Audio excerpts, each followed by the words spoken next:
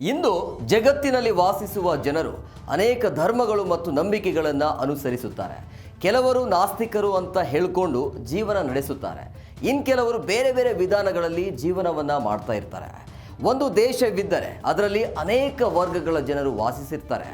Hindu, Muslim ಮತ್ತು Christian ಧರ್ಮವು ಪ್ರಪಂಚದಲ್ಲಿ ಅತ್ಯಂತ ವ್ಯಾಪಕವಾಗಿ ಇಸ್ಲಾಂ ಧರ್ಮವನ್ನು ಅನುಸರಿಸುವ ಜನರನ್ನು ಮುಸ್ಲಿಂ ಸಮುದಾಯದವರು ಅಥವಾ ಇಸ್ಲಾಮಿಸ್ಟ್ಗಳು ಅಂತ ಕರೆಯಲಾಗುತ್ತೆ. ಮಧ್ಯಪ್ರಾಚ್ಯವು ವಿಶ್ವದಲ್ಲಿ ಅತಿ ಹೆಚ್ಚು ಮುಸ್ಲಿಂ ಜನಸಂಖ್ಯೆಗೆ ನೆಲೆಯಾಗಿದೆ. ಪ್ರಪಂಚದ ಹೆಚ್ಚಿನ ದೇಶಗಳಲ್ಲಿ ಮುಸ್ಲಿಮರು ವಾಸಿಸುತ್ತಿದ್ದರು. ಪ್ರಪಂಚದ ಒಂದು ದೇಶದಲ್ಲಿ ಮಾತ್ರ ಒಬ್ಬರೇ ಒಬ್ಬ ಮುಸ್ಲಿಂ ವ್ಯಕ್ತಿಯೂ ಕೂಡ ವಾಸಿಸುತ್ತಿಲ್ಲ. ಅದು ಯಾವುದು ಗೊತ್ತಾ?